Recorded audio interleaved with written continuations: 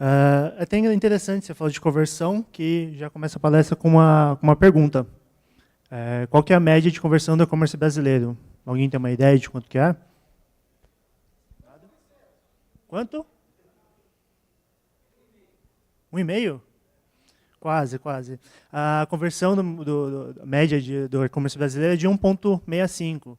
Traduzindo, se você levar 300 visitas para o seu e-commerce, aproximadamente 2 clientes vão concluir a compra. Opa, não cai não. Então, é até interessante falar de média de conversão, mas quais variáveis aborda, que agrupa, né, que compõem essa média de conversão? Separei algumas que impactam, né, o público-alvo, claro. Se o seu público-alvo é feminino e seu site é de moda feminina, com certeza ele vai converter mais até que um e-commerce de eletrodoméstico, por questões de preços, de ticket médio, o engajamento da mulher em si com o e-commerce. Então, o do eletrodoméstico, o ticket médio é muito alto. Então, vai ser difícil o cara vender aquele produto, ele vai pesquisar mais. Atendimento, se não tem formas de atendimento, e-mail, telefone, chat, antes de concluir a compra, provavelmente o cliente vai validar essas formas de atendimento para ele ter certeza que quando efetuar a compra, ele vai ser atendido caso tenha algum problema.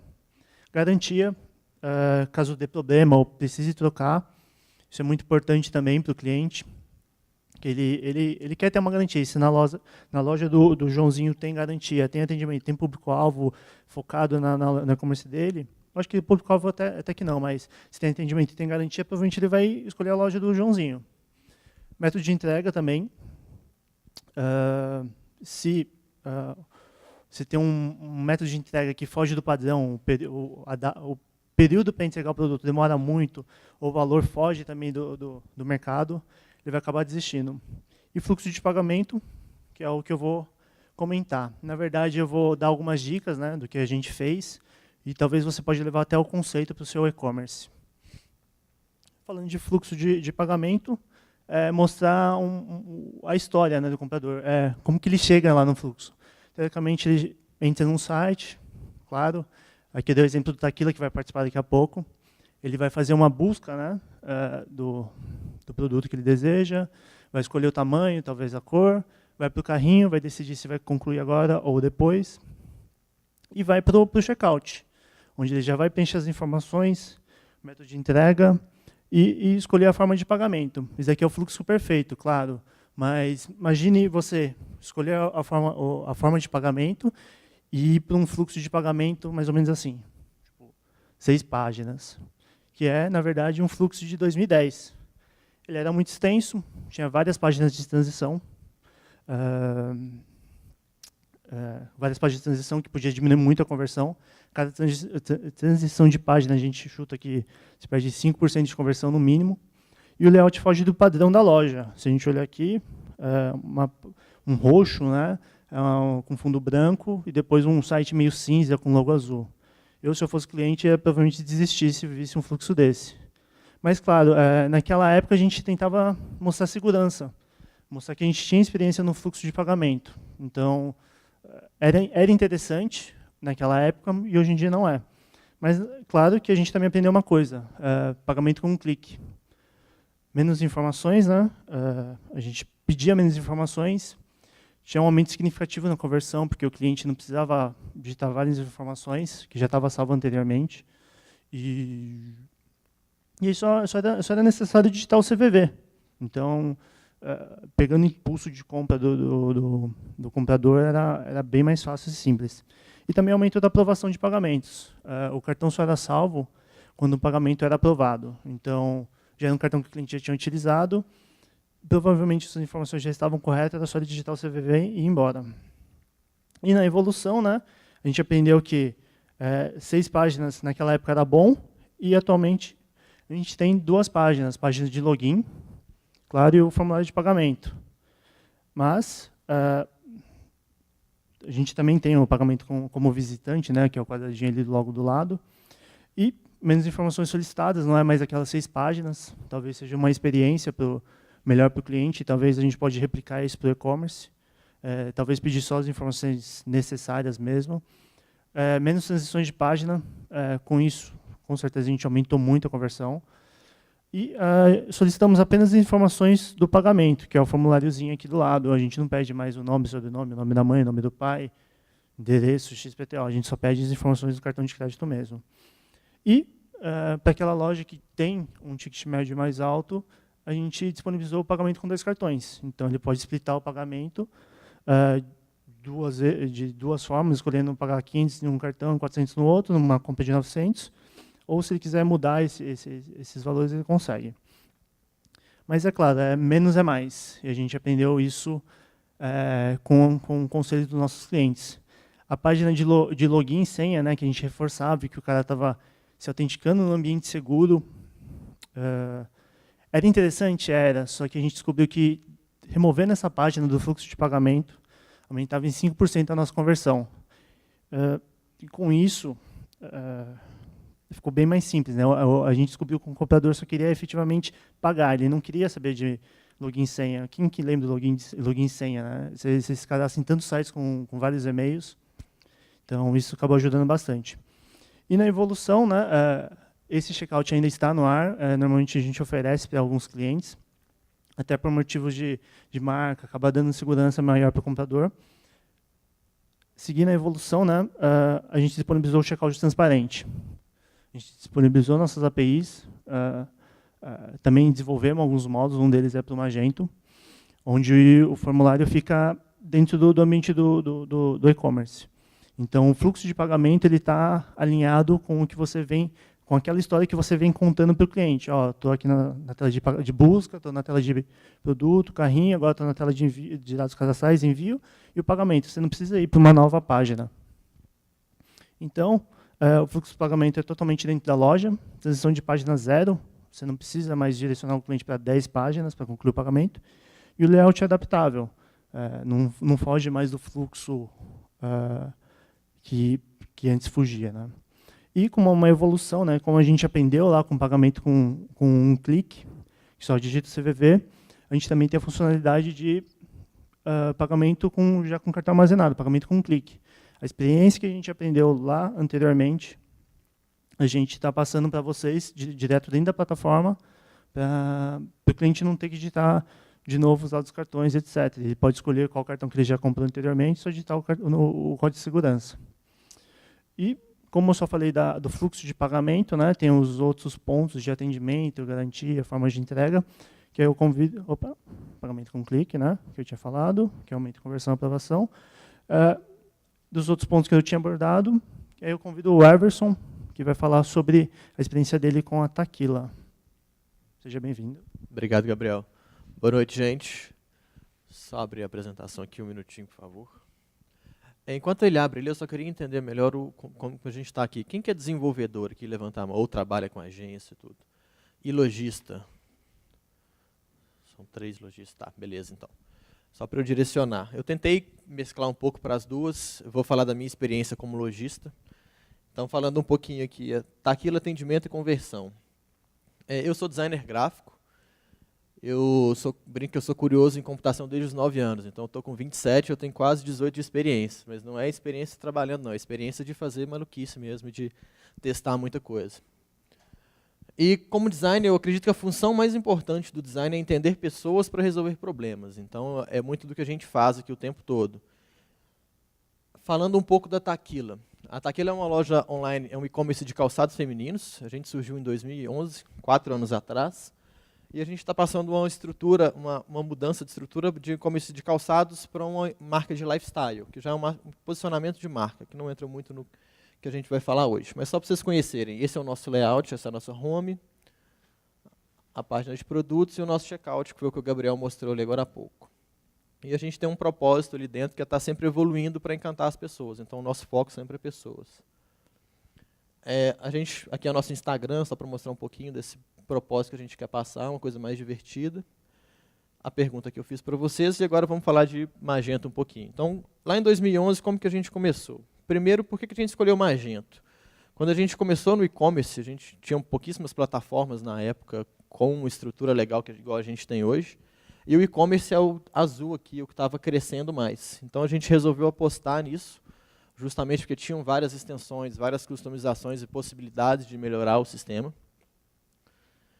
A gente começou com integração direta, então a gente tinha um módulo que fazia integração com a Cielo.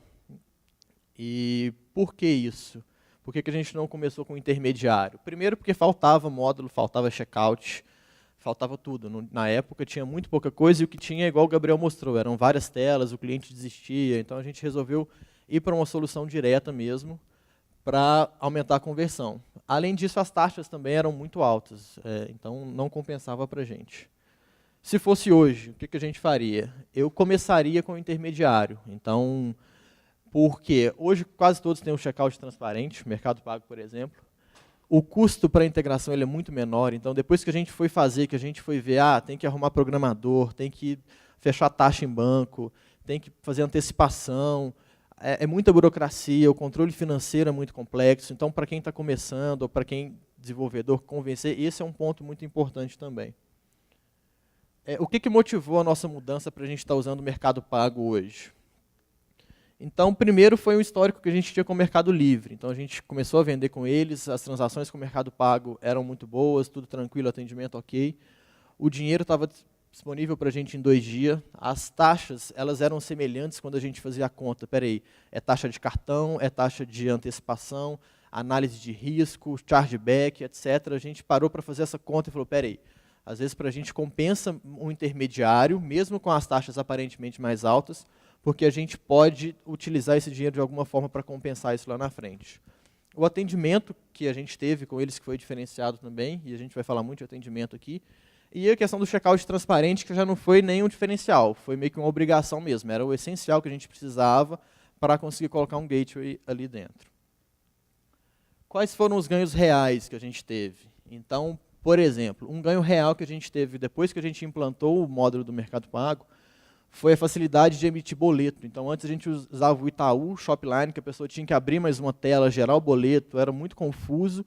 E só nessa mudança que a pessoa termina a compra, já tem um botão grande para ela gerar o boleto, as nossas vendas, que eram de 18% de boleto, subiram para 25%. Então, é mais de 20% de aumento nas compras de boleto, que para a gente é muito interessante. Essa questão do recebimento em 2 dias também, porque a gente tem capital de giro mais fácil do que ter que ficar antecipando com o operador ou com o banco. Foi um fator que a gente ganhou muito, porque a gente pode negociar com o fornecedor, e comprar coisas à vista e compensar essas taxas que a gente tinha antes. Rapidez na análise de risco também. Antes a gente tinha outros servidores, a gente tinha que analisar. Primeiro que a gente tinha que analisar um por um. Então era um processo burocrático. Vamos ver como é que está o risco, aprovar esse pagamento. E segundo, porque demorava até 72 horas. Então, hoje a gente está com uma média de 1 hora, às vezes até menos, para esses casos de análise e tudo automático. Então, para a gente ganhou muito na operação com isso. Garantia contra chargebacks também, que aí entra naquela taxa que a gente estava falando, e agilidade para realizar estorno, que era outro problema que a gente tinha que ligar na Cielo. Demora meia hora para alguém te atender, para você pedir um estorno de R$30 para cliente. Então, mais uma agilidade de operação. Então, se a gente pegar todos esses custos que a gente tinha com operação e jogar isso no bolo todo, a gente vai resumindo as coisas. Campanha de marketing que a gente tem com eles, o atendimento, que para a gente, pelo menos, é muito bom. A gente teve problema no início com cartão de crédito que não aceitava, eles resolveram para a gente. Estamos integrando a API com o checkout. A gente fez uma solicitação para eles, por exemplo, de boleto bancário, eram 3 dias corridos, e aí aqui já entra a dica de conversão.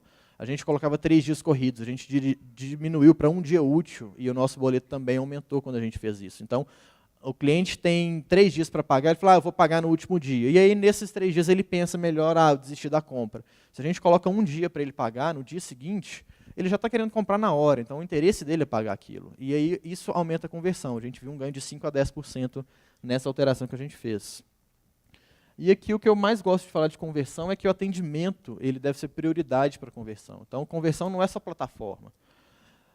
Atendimento mudo, por exemplo. A gente está falando de plataforma, ok, plataforma tem que estar redonda, isso aí é o que a gente está vendo o tempo todo, mas será que o nosso atendimento no site está redondo? Será que a pessoa está procurando informação?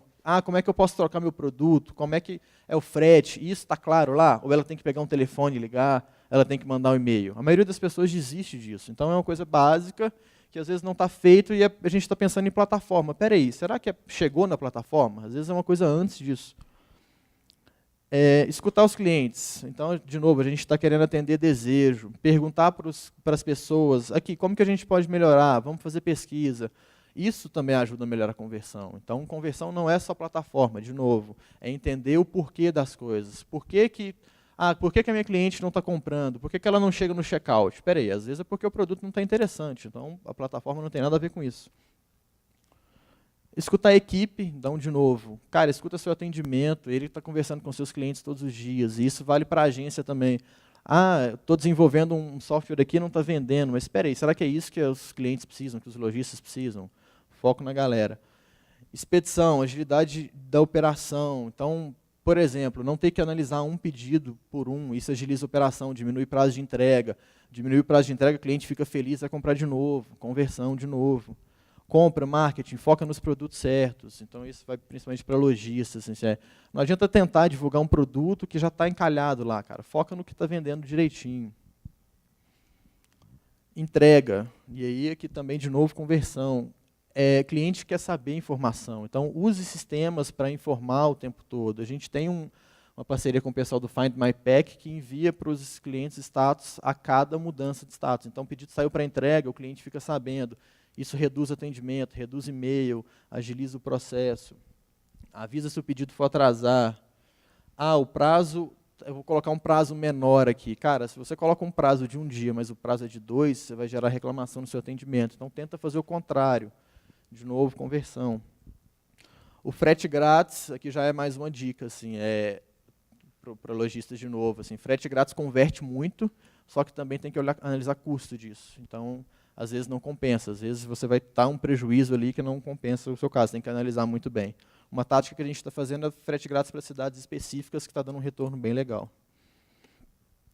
Facilitar a troca e devolução. Então, aqui é um ponto que eu acredito que influencia muito na conversão, é quando as pessoas entram no site e veem que outras pessoas tiveram uma experiência legal, conseguiram trocar, conseguiram devolver o produto sem chateação. Então, quando isso é facilitado, a conversão também aumenta. Então, de novo, atendimento é conversão.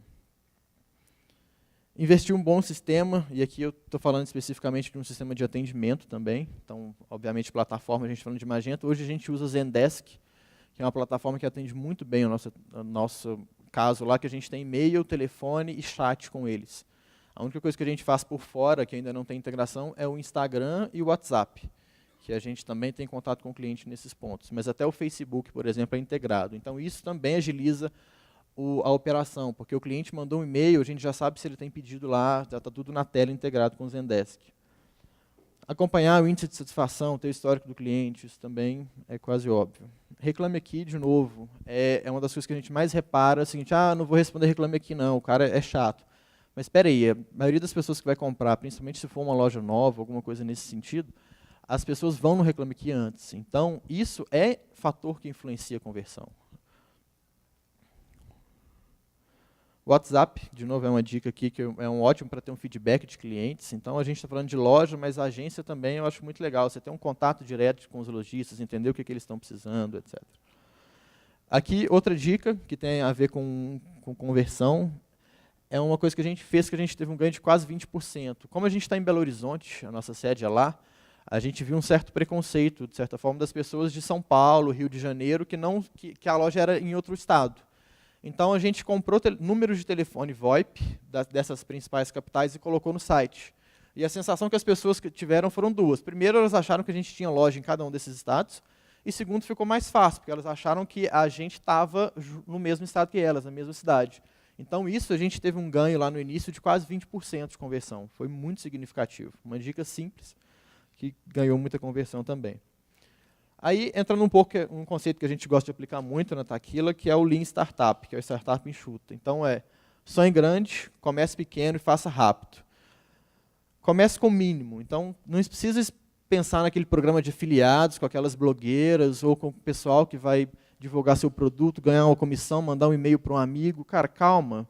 Quem vai começar a plataforma, começa devagar. Cadastra os produtos, coloca a forma de entrega legal, coloca uma forma de pagamento clara, e a gente vai melhorando aos poucos. Então, vê o que o pessoal está pedindo, vai aos poucos. Por exemplo, a gente tinha fotos do produto sem estar calçado no pé na Taquila.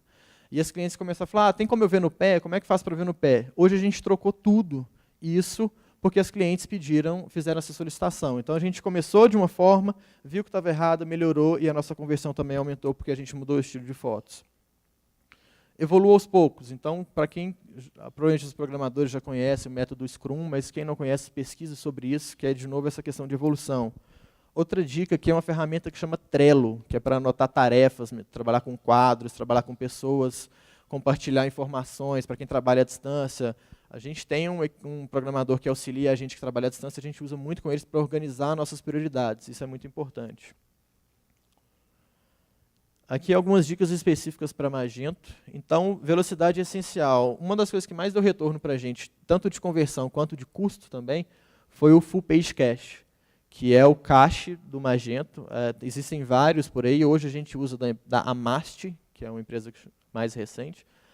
E a gente teve um ganho considerável de custo da mensalidade do servidor, que abaixou muito, reduziu, e também de performance. A gente estava numa média de quase 8 segundos para abrir uma página, caiu para 2 segundos, hoje algumas páginas até menos que isso. E tem um bom servidor, isso também é essencial. Relatórios para lojistas principalmente, Advanced Reports ali da Mirasvit é o nome da empresa, eles têm ótimos módulos também. Então esse tem gráficos de vendas, preço médio, custo, etc. É ótimo para lojistas e para indicarem para lojistas também, que com certeza ajuda muito nas informações, esses gráficos que a gente tem. Algumas dicas de empresas que têm extensões que a gente usa. Então, essa Mirasvit foi a que a gente falou da extensão. Eles têm outros módulos, por exemplo, para otimizar o cache. Então, rodar o cache em back-end assincrônico, que eles chamam, o cache index, mesma coisa.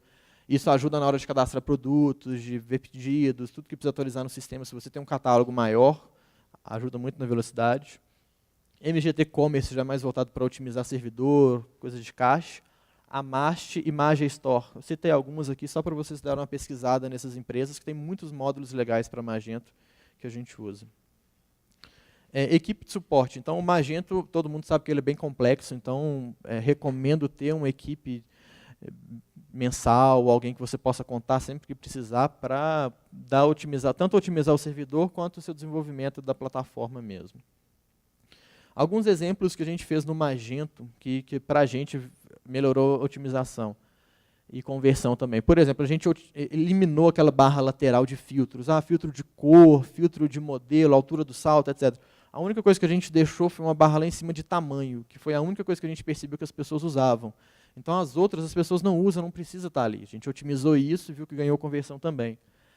A gente não tem descrição em texto, assim, já tem quase 4 anos que a gente está no site, e para otimizar o nosso cadastro e tudo, a gente não colocava, a gente só coloca a descrição básica de altura do salto, material e tudo, e é uma coisa que ninguém nunca reclamou com a gente, então, às vezes não faz falta.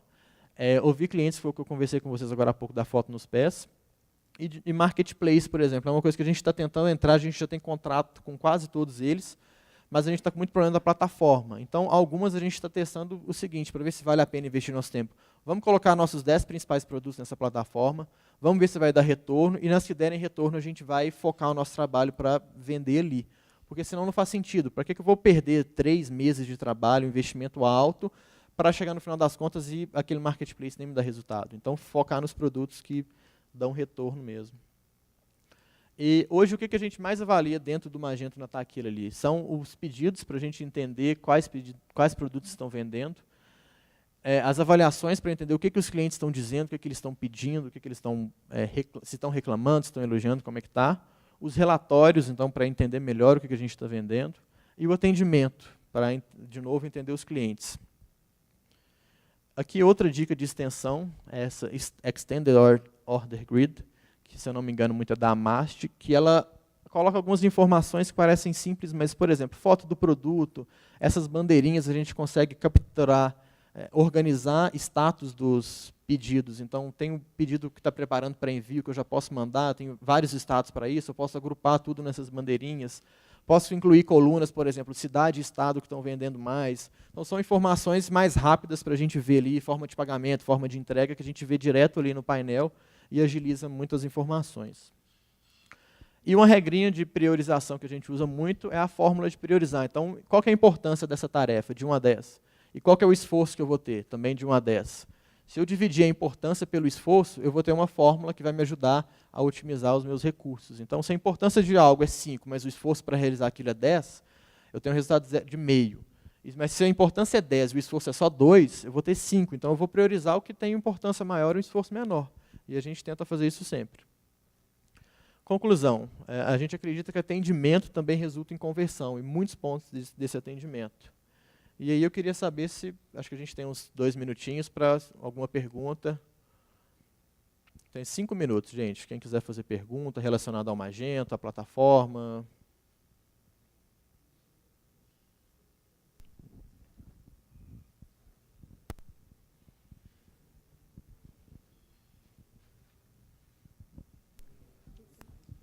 Opa. Eu queria só saber a respeito dos meios de pagamento que vocês têm e a conversão. Você pode abrir um pouquinho para a gente ter uma ideia? A nossa taxa de conversão hoje está mais ou menos o que o Gabriel falou, de 1,5. E a gente hoje só trabalha com o Mercado Pago. Então, a gente está com o checkout direto deles, tanto em cartão de crédito quanto boleto bancário. O boleto bancário ele representa 25% das transações e o restante é tudo no cartão. Pode falar. O crédito vocês têm crédito normal, direto, sem autenticação. É cartão de crédito. Não presente. Transação não presente. Isso.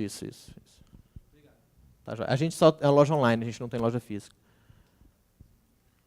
Mais alguém? Então, muito obrigado. Até mais. Tá meu e-mail ali, quem quiser.